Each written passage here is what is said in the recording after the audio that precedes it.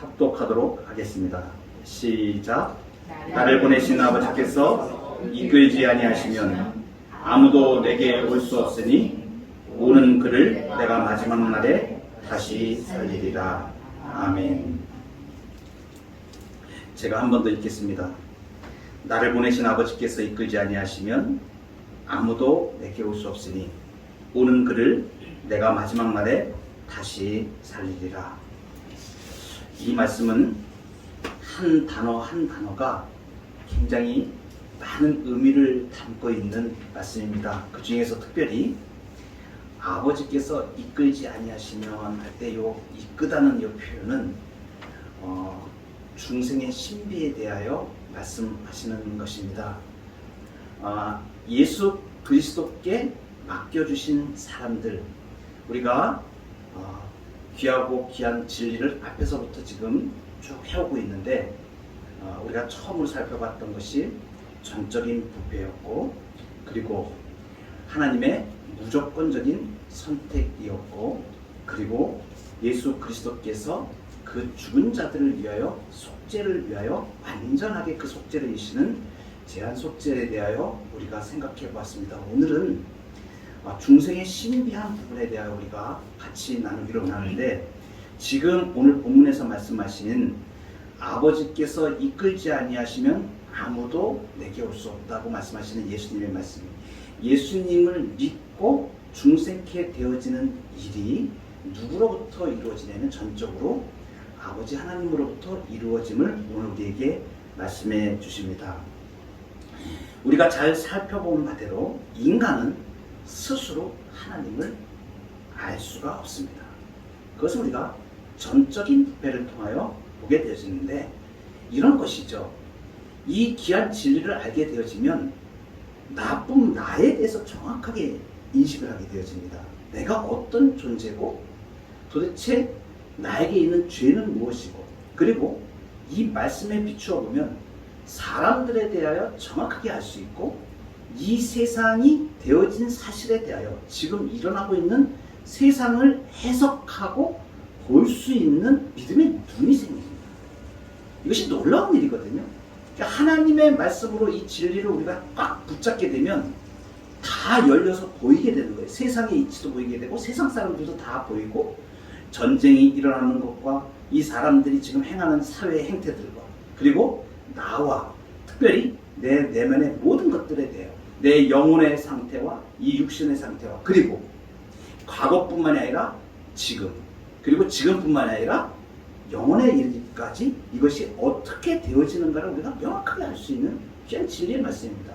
그러니까 처음에 하나님께서 사람을 창조하실 때에 하나님의 형상대로 만드셨다. 그런데 이 형상대로 만드신 것은 참되고 영원하신 그 하나님의 지식이 우리의 이성에 놓여졌던 것을 말하는 것입니다.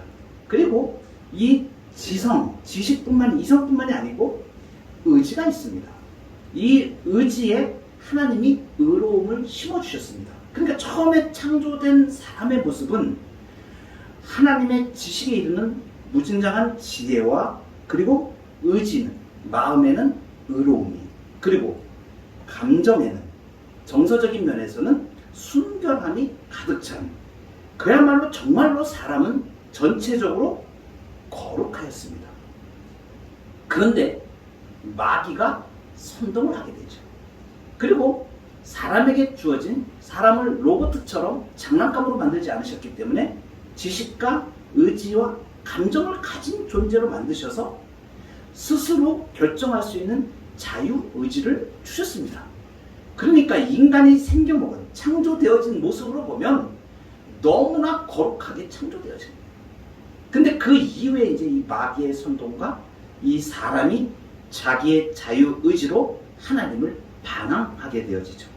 그래서 이런 뛰어난 은사들을 다 빼앗기게 되었습니다. 그러니까 지식과 정서와 의지가 다 전적으로 부패가 되어지고 무능이 발생하게 되어집니다. 그런데 여러분, 이 첫사람 아담이 이렇게 부패한 것이 거기서 끝난 것이 아니고 문제가 발생을 한 것이죠. 모든 인류의 대표로 아담이 이게 깨진, 전적으로 부패하게 된 것이 이제 이 부패한 모든 것들이 후손에게 전달되어지게 되었던 것입니다. 사람이 타락한 이후에 자신과 같은 자녀를 낳게 되어집니다. 그런데 참으로 부패하였기 때문에 부패한 자녀들을 낳게 되는 것입니다. 그러니까 사람은 태어난 이후에 모방을 통해서 부패하게 되는 게 아닙니다. 이렇게 주장하는 사람들도 있습니다. 이제 천주교회라든가 페라기수주의자라고 하는데 이 사람들은 이렇게 주장을 합니다. 사람이 태어난 이후에 모방을 통해서 부패하는 것이다 이렇게 주장합니다. 그런 성경이 아닙니다. 또 알미니안주의자들은 그렇게 얘기합니다. 사람이 타락하였지만 남아있었다. 덜 타락했다. 부분적으로 타락했다. 이렇게 얘기합니다. 잘못된 것입니다. 전적으로 부패한 것을 성경 말씀은 우리에게 분명히 가르칩니다. 그래서 로마서 5장 12절에 한 사람으로 말미암아 죄가 세상에 들어오고 죄로 말미암아 사망이 들어왔느니라. 이와 같이 모든 사람이 죄를 지었으므로 사망이 모든 사람에게 이르렀다. 여러분 이것을 마음속에 꼭 붙잡으시기 바랍니다. 전적인 부패입니다. 그러니까 사람은 태어날 때 완전한 죄인으로 태어납니다. 이 죄 속에서 잉태가 되어지고 진노의 자녀들로 태어나고 구원하는 모든 선에 대하여 적합하지 않고 악으로 기울어져 있습니다. 그래서 죄에 있어서 죽고 죄의 노예로 살아가는 그러한 사람으로 태어나게 된다는 얘기입니다. 이렇게 죄에 있어서 죽은 자이기 때문에 스스로의 능력으로 하나님께로 돌아가거나 부패한 본성을 스스로 절대 고칠 수가 없습니다. 죽은 자입니다. 영적으로 죽은 자입니다. 그러니까 죽은 자는 무엇을 원할 수도 없고 할 수도 없습니다. 얼마 전에 저희 친척 중에 아는 분이 돌아가셔서 이제 입관하는 거기에 제가 가서 보게 되었는데 정말 죽은 사람을 이제 보는 것이죠. 아무 소리도 들을 수도 없고 말할 수도 없고 눈 하나 깜짝일 수도 없고 아무 세포도 하나도 움직이지 않습니다. 완전히 죽은 사람이에요. 영적으로 죽었다는 것은 사람이 죽은 시체를 생각하면 똑같습니다. 그러니까 영적으로 죽어있다는 건 자력으로 할 수 있는 아무 능력이 손가락 하나 움직일 수 없고 눈 한 번 깜짝일 수 없고 아무것도 할 수 없는 전적인 무능력을 이야기합니다. 그러니까 전적인 부패, 전적인 무능력은 스스로 구원할 수 있는 아무것도 없고 그리고 부패한 상태를 고칠 수도 없고 아무것도 할 수 없는 정적인 무능력 상태에 있는 인생을 말합니다. 사람이 타락했어도 짐승하고는 다릅니다. 월등히 인식 능력을 가지고 있어요. 타락했어도 사람이 짐승들이 갖지 못한 그러한 이성을 그대로 가지고 물론 타락된 이성입니다. 타락되었고 그렇지만 그 의지와 그 정서와 그 이성이 동물하고는 비교가 되지 않지 않습니까? 그래서 이 인간들이 뭘 만듭니까? 문화를 일으키고 그리고 과학도 발전시키고 예술도 발전시키고 이렇게 누리고 있습니다. 이것은 뭐라고 우리가 표현하냐면 타락 후에도 남아있는 본성의 빛이라고 이야기합니다. 근데 이 본성의 빛이 타락 후에도 인간의 짐승과 다른 이성과 감정과 정서와 이런 것들이 다 있는 것이에요. 여러분 보세요. 제 손 한번 보세요. 여기 글자가 있는데 글 한번 읽어보시기 바랍니다. 시작. 네, 여기는 전부 다 이성이 있으신 사람들이십니다. 이렇게 손을 가리킬 때에 사람과 똑같은 그 99%의 DNA를 가지고 있는 99% 1%만 틀린 거예요.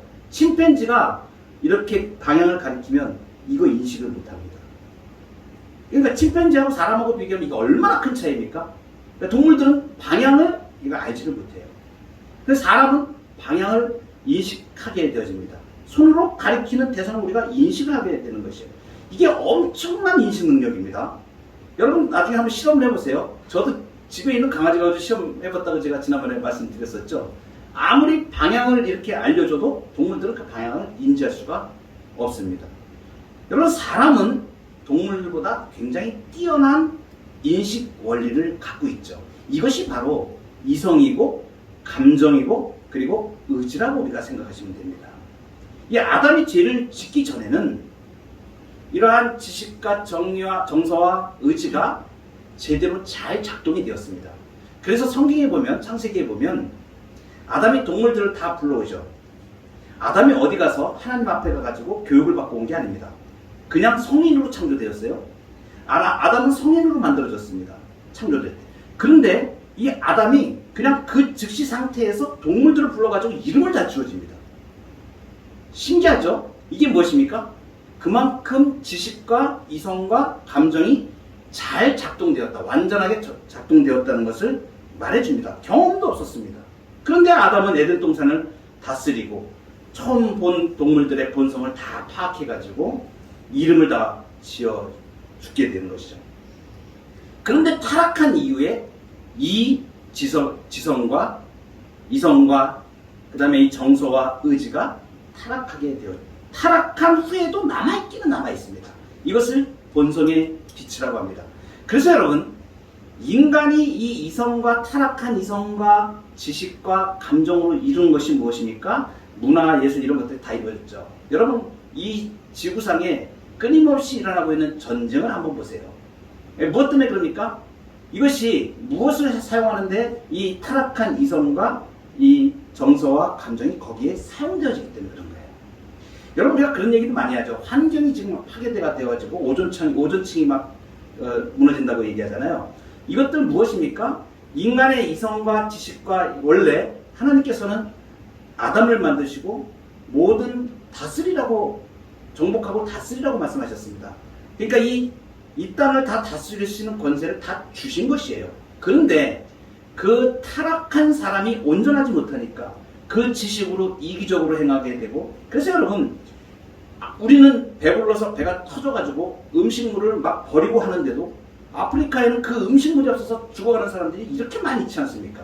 이 지구상에 움직이는 모든 것들을 보세요. 이것들이 무엇 때문에 일어나는 거냐면, 원래 하나님께서는 사람들이 먹고 살고 충분하게 누릴 수 있도록 모든 공급을 다 해주셨습니다. 이것이 하나님의 놀라우신 일반 은총이거든요. 그런데 타락한 사람들이 어떻게 만든 거예요? 자기의 탐욕을 가지고 더 가지려고 하고, 그러니까 전쟁이 일어나게 되고, 이렇게 이성과 그 다음에 감정과 그리고 이 정서가 다 깨진 상태로 되어지다 보니까 이런 현상들이 있게 되어진 것이에요. 이것이 본성의 빛이 너무나 흐려져서 자연적인 이 사물과 선악을 차이를 조금이나는 알 수 있는 개념들은 같지만, 그러나 스스로 하나님을 정확하게 알 수도 없고, 그리고 이 본성의 빛으로는 자연과 사회의 일에 관해서도 정확하게 알지를 못합니다. 이렇게 흐려진 본성의 빛으로 회심할 수 없게 된 이 사람들에게 하나님은 믿음을 주십니다. 사람이 성령을 통하여 믿음을 갖게 되면 인식하지 못하던 것을 인식하게 됩니다. 그러니까 여러분 보세요. 이 일반 사람은 동물과 구별되는 이성과 감정과 인식 수단을 갖고 있죠. 마찬가지로 기독신자는 믿지 않는 사람들과 구별되는 믿음이라는 인식 수단을 갖게 된 것입니다. 그래서 이 믿음을 뭐라고 우리가 얘기하냐면 내적 인식의 원리라고 이야기합니다. 너무너무 소중한 우리의 앞에 선배들이 내적 인식의 원리, 이게 믿음이 내적 인식의 원리구나 라는 것을 이렇게 설명을 잘 해왔습니다. 그리고 이제 외적인 인식의 원리라고 우리 얘기하는 것은 객관적으로 볼 수 있는, 인식할 수 있는, 이것이 뭐냐면 하나님의 말씀입니다. 여러분, 그러니까 세상을 알고 외적인 것을, 삶에 대한 모든 것들을 인식하는 원리가 어디 있냐면 하나님의 말씀인 것이에요.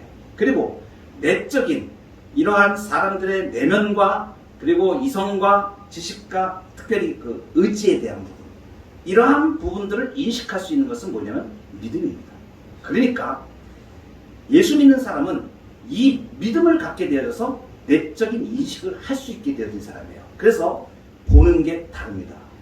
믿지 않는 사람이 보지 못하는 것을 믿음을 가진 사람들은 볼 수 있는 거예요. 뭐예요? 죄에 대해서 알게 되고, 하나님에 대해서 알게 되고, 영적인 문제에 대해서 알게 되고, 이게 다 알게 된 게 무엇 때문에 가능한 거예요? 믿음 때문에 가능한 겁니다. 그래서 믿지 않는 사람은 이 영적인 인식 능력 전혀 갖지를 못합니다. 내적 인식 능력이 없는 거죠. 마치 동물이 이성과 감정과 이런 것이 없어가지고 사람과 같지 않듯이 이렇게 내적 인식 원리가 다른 것입니다. 그러면 오늘 우리가 집중적으로 다룰 것이 이것입니다. 뭐냐면 그러면 사람은 어떻게 해서 이 믿음을 갖게 되는가? 하나님께서는 이 믿음을 어떻게 작동시키셨는가 하는 성경의 진리를 오늘 우리가 구체적으로 우리가 알아보기를 원하는 것입니다. 그것이 뭐냐면 하나님께서는 그러면 믿음을 주신 사람을 이 마음을 어떻게 회심시키시는가? 어떠한 단계를 따라서 회심시키시는가? 이것을 우리가 이해하게 되어지면 그래서 내가 믿음을 갖게 되었구나. 그러니까 이 회심의 과정이 구체적으로 하나님에 의해서 어떻게 작동되어지는지를 말씀을 통하여 우리가 알기를 원합니다. 첫 번째는 믿음을 주실 때, 믿음을 주시기까지 복음이 외적으로 선포되게 하시는 거예요. 여러분 이제 여기 계신 분들은 예수님을 다 믿는 분들입니다. 그런데 어느 누군가에게 예수님에 대해서 듣게 되었습니다. 또는 교회의 안내를 받든가, 또는 예수님을 믿으라고 고면하든가, 또 어떤 때에는 성경 말씀을 직접적으로 영접하는 자, 곧 그 이름을 믿는 자들에게는 하나님의 자녀가 되는 권세를 주셨으니 이 말씀을 들었고, 볼지어다 내가 문 밖에서 두드리노니 누구든지 문을 열면 내가 그에게로 들어가 그와 더불어 먹고 그는 나와 더불어 먹으리라 하는 예수님의 초청의 말씀을 들었고, 또 하나님이 세상을 이처럼 사랑하사 독생자를 주시고 이렇게 말씀이 들려지는 거예요. 이게 복음이 외적으로 들려지는 단계입니다. 그러니까 이 복음이 이렇게 하나님께서 복음이 들려지게 하시는 것, 이것이 이제 회심을 시키는 데서 가장 먼저 일어나는 일인 것입니다. 그래서 고린도전서 1장 21절에 이렇게 말씀하십니다. 하나님의 지혜에 있어서는 이 세상이 자기 지혜로 하나님을 알지 못하므로 하나님께서 전도에 미련한 것으로 믿는 자들을 구원하시기를 기뻐하셨도다. 여러분, 그러니까 나에게 복음이 전해진 것, 내가 예수님을 알게 된 것, 여러분 한번 나중에 한번 가만히 생각을 해보세요. 기가 막힙니다. 저도 어떻게 내가 예수님을 믿게 되었을까? 정말 이렇게 하나님을 내가 알게 되어지고 이런 내적 인식의 원리인 믿음이 생겨진 것이 도대체 어떻게 되어졌을까? 가만히 생각해보면 그 시작은 하나님께서 복음으로 외적으로 복음의 전파자들을 통하여 그 복음을 내가 접할 수 있도록 하나님께서 그 기회를 열어주셨다. 놀라운 기쁨입니다. 그리고 이제 두 번째는 뭐냐면 그 다음에는 성령을 통해서 그 사람의 마음을 조명하십니다. 이렇게 성령께서 비추시는 것이에요. 성령께서 마음을 비추어서 하나님의 영의 일들을 이해하고 분별할 수 있도록 이끌어 가시는 거예요. 그러니까 처음에는 깨닫지도 못하고 알지도 못하는데 말씀을 이렇게 접하고 대하면서 이런 말씀이 있었네? 오늘 말씀을 들으니까 이제 깨달아지기 시작하는 것이죠. 여러분, 이게 너무 놀라운 역사입니다. 성령께서 우리를 마음속에 심령을 조명하시는 단계가 이제 이루어지게 되는데 히브리서 4장 12절에 이렇게 말씀하세요. 하나님의 말씀은 살아있고 활력이 있어 좌우의 날선 어떤 검보다도 예리하여 혼과 영과 및 관절과 골수를 찔러 쪼개기까지 하며 또 마음의 생각과 뜻을 판단하나니. 그러니까 하나님이 이 말씀을 통하여서 성령께서 조명하시는 역사를 사람들 심령 가운데 일으키신다는 것입니다. 그러니 복음이 외적으로 전해지고 그리고 성령께서 그 마음에 이해가 되어지도록 하나님의 말씀이 이해가 되어지고 알아지도록 성령께서 비추시는 거죠. 이 하나님이 비추어주시는 빛입니다. 그래서 이제 이해가 되기 시작하는 것이죠. 이런 영적인 세계가 있었구나. 하나님이 살아 계시구나. 이제 이런 것들은 이제 알아가기 시작하는 단계인 것이죠. 여러분, 그 다음에 이제 본격적으로 하나님께서 사람을 회심시키시는 일을 하십니다. 그것은 뭐냐면 성령께서 직접 거듭나게 하시는 효력으로 사람의 마음의 깊은 곳을 만지시는 거예요. 작동하시는 거예요. 성령께서 작동하십니다. 그 효력으로 작동하셔요. 에스겔서 36장 26절에 보면 새 영을 너희 속에 두고 새 마음을 너희에게 주되, 이 마음이 성령께서 만드셔가지고 너희 육신에서 굳은 마음을 제거하고 부드러운 마음을 주십니다. 여러분, 너무 신비로운 일이죠. 아멘. 하나님께서 우리의 마음을 부드럽게 만드십니다. 완악하고 거친 마음들을 부드럽게 말씀하시는데, 또 에스겔서 11장 19절에 이렇게 이 똑같은 말씀을 이렇게 표현하세요. 돌 같은 마음을 제거하고 살처럼 부드러운 마음을 주십니다. 그 마음이 소프트해지는 겁니다. 부드러워지는 거예요. 그래서 성령께서 이렇게 만지시는 거예요. 마음. 거친 것들을. 그러니까 성령께서 이제 임하시는 거죠. 새 영을 너희 속에 둔다. 성령을 우리 마음속에 두시는 거죠. 그러니까 하나님의 성령이 우리 마음속에 거하시게 되시는 거예요. 그래가지고 이제 마음을 바꾸시는데 결정적인 게 무엇이냐면 그 마음에 할례를 행하시는 거예요. 아멘. 그 마음을 이제 새기시는 거예요. 할례를 받는 것은 이 씻으시는 걸 말해요. 그러니까 이 죄된 것을 예수 그리스도의 보혈로 씻으시는 그 역할을 할례라고 표현합니다. 마음의 할례를. 마음의 할례를 받겠습니다. 그러니까 회심이 이제 이루어지는 과정으로 들어가게 됩니다. 신명기 30장 6절에 보면 네 하나님 여호와께서 네 마음과 네 자손의 마음에 할례를 베푸사 너로 마음을 다하며 뜻을 다하며 네 하나님 여호와를 사랑하게 하사 너로 생명을 얻게 하신다. 그리고 이제 아주 중대한 일이 일어납니다. 의지를 새롭게 하셔요. 자, 아까 제가 그래서 말씀드렸던 거예요. 사람이 처음에 창조되어질 때 지, 정, 의가 거룩하게 창조되었다. 근데 그 죄로 인하여서 부패되어지니까 의지가 어떻게 되었을까요? 의지가 깨어졌던 것이죠. 성령께서 이제 회심하시는 가장 중요한 것이 마음의 할례를 행해서 이 사람에게 있는 자유의지입니다. 사람에게 있는 자유의지를 이제 새롭게 하시는 성령께서, 이 성령께서 하시는 거죠. 여러분, 그 의지에 대하여 말씀을 드리면 의지가 무엇인가 이제 국어사전을 제가 명확하게 하기 위해서 한번 찾아보았습니다.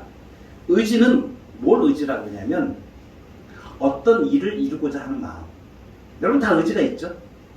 어떤 뜻을 결정하는 이 보이지 않는 그 결정체가 있지 않습니까? 내면에. 이게 이제 의지라는 거예요. 자발적으로 의식적인 행동을 하게 하는 내적인 욕구. 이게 의지입니다. 이 의지를 지금 이제 성령께서 새롭게 하시는 거예요. 근데 이 의지는 어떤 것이었냐? 원래 거룩한 의지였었다고.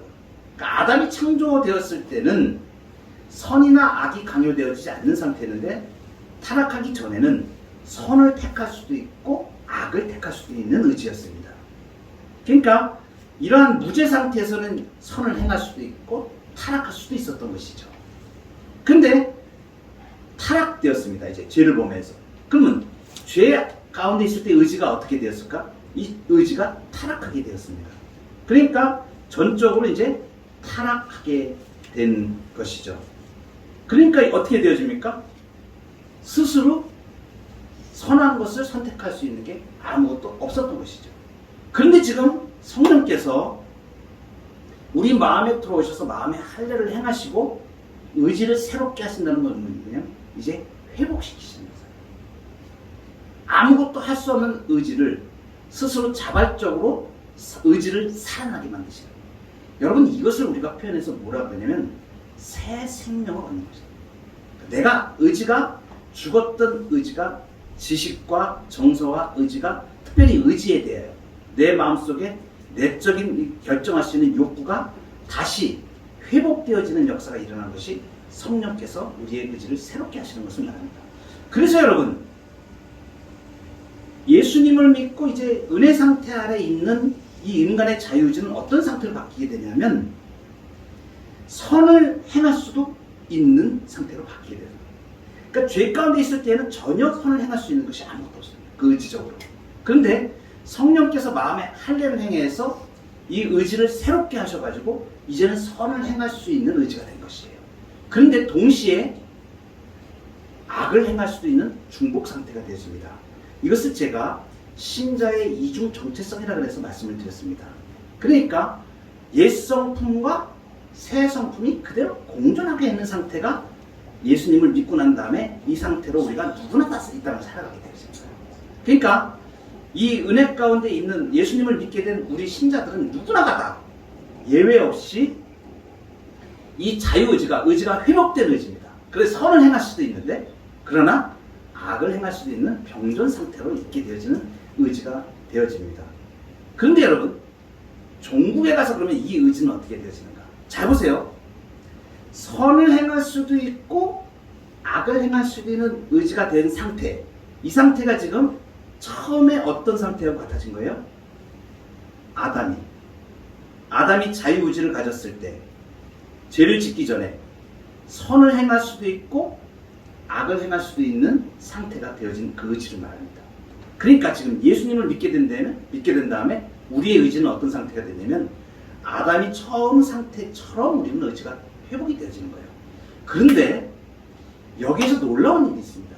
이 의지가 하나님께서 정말로 원하시는 가장 이 의지는 선한 것만을 원할 수 있는 의지. 이것은 뭐냐면 이것을 우리 하나님께서 이제 아담의 상태를 뛰어넘는 영광된 상태로 가기를 원하시는 것이죠. 이 완전히 선한 것만, 그러니까 내가 악을 행할래야 도무지 악을 행할 수 없는 상태가 되어지는 거예요. 지금은 어떤 상태예요? 내가 선을 행할 수도 있고 악을 행할 수도 있는 그런 의지 상태입니다. 그런데 이제 도무지 죄를 내가 지을래야 지을 수 없는 상태가 되어지는 게 뭐예요? 완전히 영화로운 상태가 되어지는 거예요. 그것은 선만을 추구하는 완전한 상태가 되어지는 거예요. 그것은 하나님께서 종국적으로 이루시는 것이죠. 이것은 이제 영광의 상태하에서의 의지라고 우리가 표현합니다. 그러니까 우리는 이미 이 영원한 상태, 영광의 상태에서의 죄를 지을래야 지을 수 없는 상태를 우리는 보장받고 거기를 향하여서 지금 가고 있는 것입니다. 그래서 중생한 사람들의 모습이 이러한 것을 말합니다. 그러면 중생한 사람은 어떻게 살게 되는가? 여러분, 이것을 우리가 알게 되어지면 너무나 재밌는 사실들을 보게 되어집니다. 사람이 이렇게 중생되어지는 것, 성령께서 우리의 내면을 완전히 새롭게 하셔서 새 창조로 이루시는 것. 그러니까 우리의 의지가 중생하여서 이제 새로 태어난 새 생명의 출발을 가지게 됐다는 이 중생이라는 것이 얼마나 대단한 것인가를 우리가 알아야 됩니다. 이것은 뭐냐면 하나님이 세상에서 사람, 아담을 창조하실 때 그의 버금가는 일을 지금 우리한테 이루시는 거예요. 그리고 부활로 새 생명을 이루는 부활이라고 얘기하죠. 이와 같은 엄청난 일이 우리한테 일어나는 것을 말합니다. 그러니까 우리가 이 중생의 신비를 알게 되어지면 정말로 경악하는 것이죠. 너무나 놀라는 거죠. 어떻게 이런 일이. 이것이 신비입니다.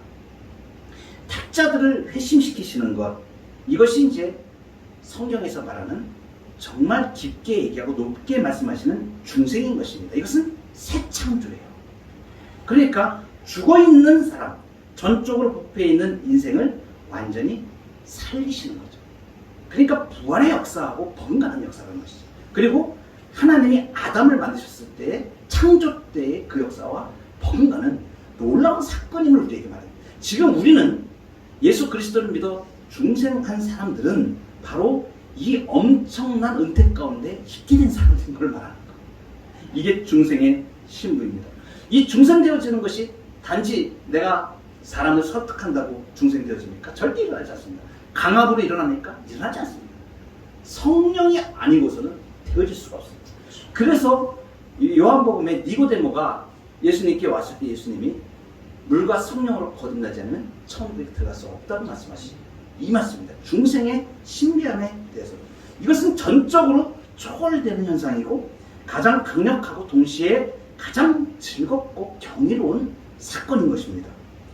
전적인 초월로 이루어지는 것이죠. 그래서 전적으로 사람들의 마음에 성령께서 역사하셔서 아멘. 틀림없고 확실하고 효력 있게 실제로 그 믿음이 이루어지도록 역사하시는, 중생시키시는 역사가 있게 되는 것입니다. 여러분, 그래서 이것을 우리가 뭐라고 얘기하면 성령께서 이 중생시키시는 이 역사를 사람이 인위적으로 거부할 수 없단 말.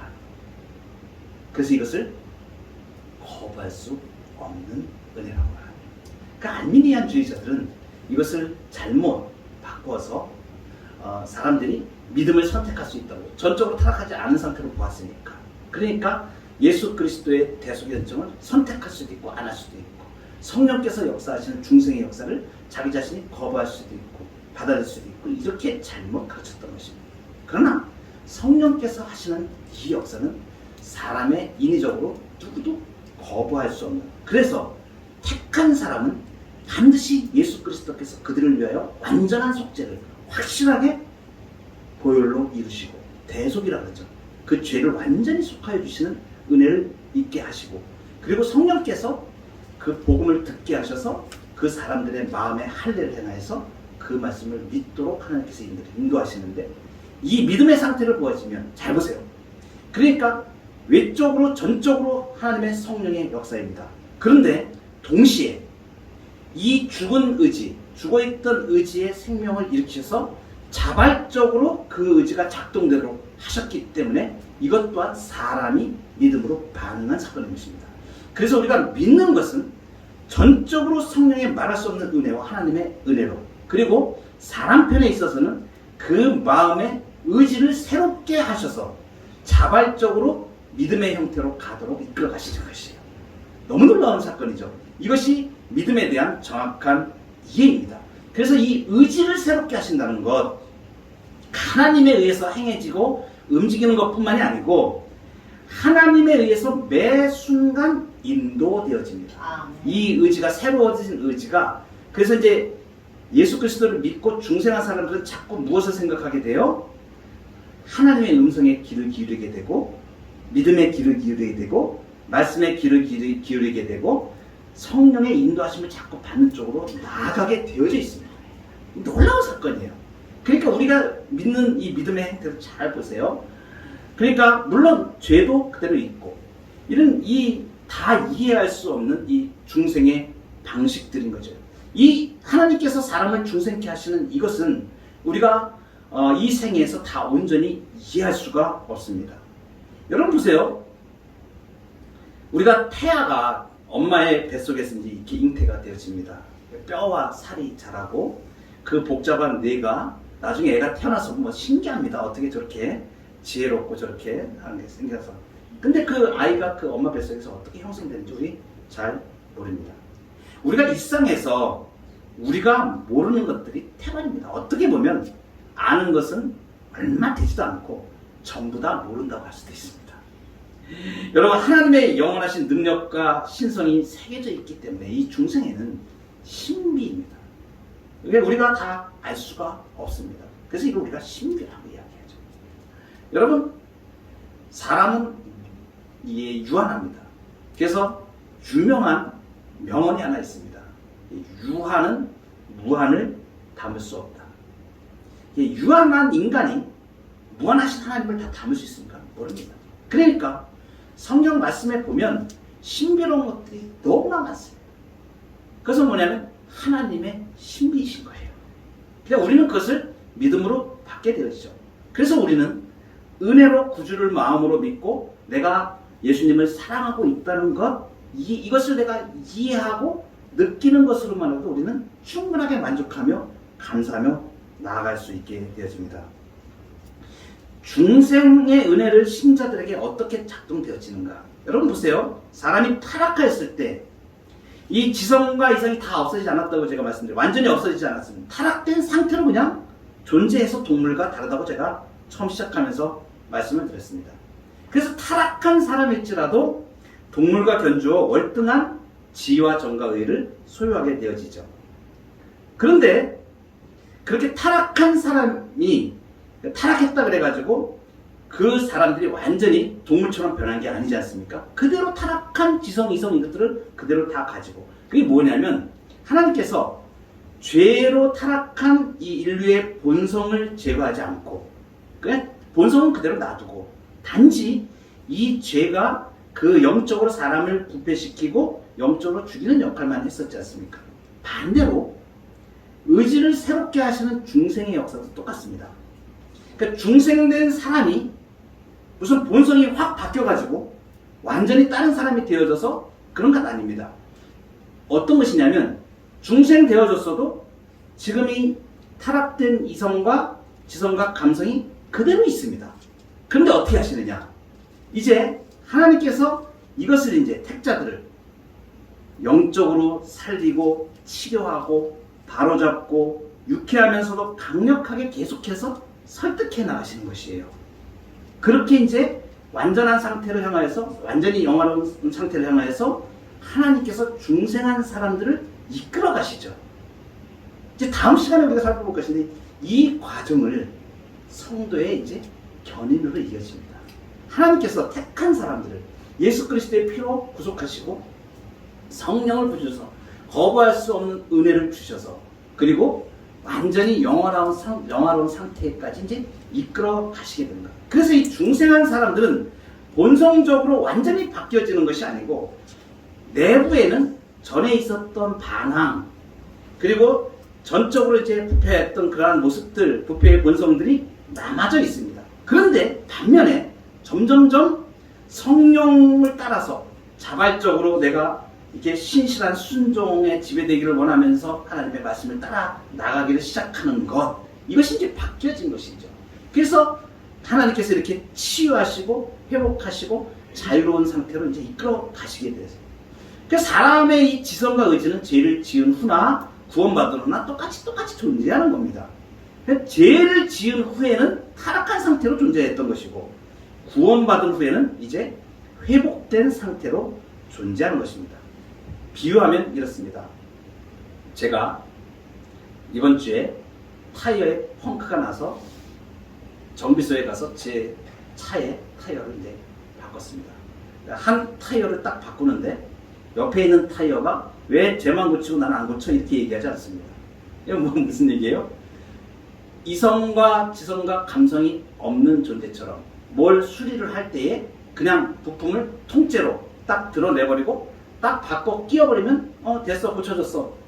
이런 형태로 하나님이 중생한 사람을 이끌어가지 않는다는 것을 말해요. 어떻게 하신다고요? 이 중생의 마음에 사람은 이 지성과 의지와 감정이 복잡하게 연관되어져 있습니다.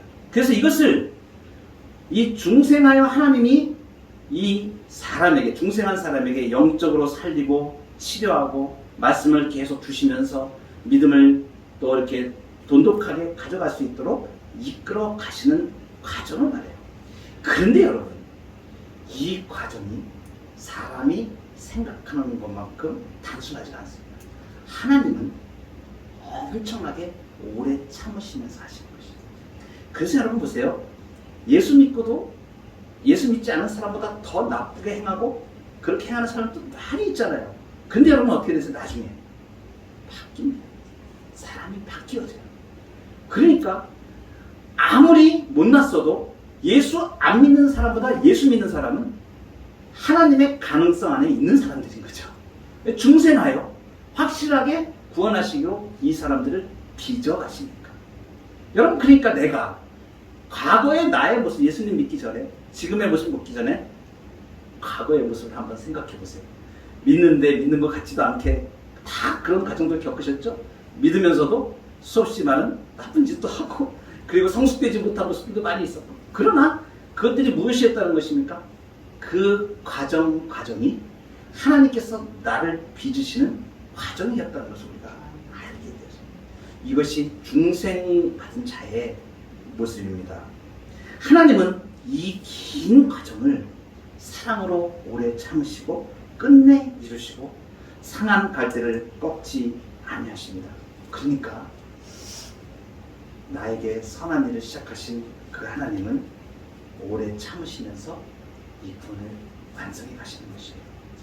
오늘 말씀을 읽다가 제가 너무너무 마음속에 깊이 들어온 말씀이 이것입니다. 오늘 우리가 본 요한복음 6장 44절의 뒷부분에 보면 오는 그를 내가 마지막 날에 다시 살리리라 이렇게 말씀하십니다. 근데 여러분 놀랍게도 이 바로 앞에 39절에도 40절에도 이 말씀을 똑같게 해서 예수님이 나를 보내신 이의 뜻은 내게 주신 자 중에 내가 하나도 잃어버리지 아니하고 마지막 날에 다시 살리는 이것이니라. 요한복음 6장 39절 말씀입니다. 바로 앞에 있는 거예요. 그리고 40절에 내 아버지의 뜻은 아들을 보고 믿는 자마다 영생을 얻는 이것이니 마지막 날에 내가 이를 다시 살리리라. 마지막 날에 내가 이를 다시 살리리라. 오늘 본문 6장 44절에도 오는 그를 내가 마지막 날에 다시 살리리라. 얼마나 정확하면 예수님이 지금 3번씩이나 지금 내가 마지막 날에 다시 살리리라. 여러분 우리는 중생하여 예수 그리스도의 보혈로 구원받은 사람입니다. 의지가 새롭게 된 사람들입니다. 그런데 종국에 이 의지를 어떻게 하신다고요? 끝까지 지켜나갈 수 있도록 그리고 완전히 새로운 형태로 이끌어 가셔서 마지막 날에 완전한 부활로 우리를 이끄시겠다고 하시는 예수님의 약속의 말씀입니다. 중생하셨습니까? 확실하게 마음에 붙잡으시기 바랍니다. 그리고 이제 이 진리를 잘 깨닫고 하나님 앞에서 성령의 인도하심으로 중생한 사람으로 그리고 이 땅에 하나님의 은혜와 복을 누려가며 믿음의 삶을 잘 이뤄나가시는 저 여러분들에게 축복합니다.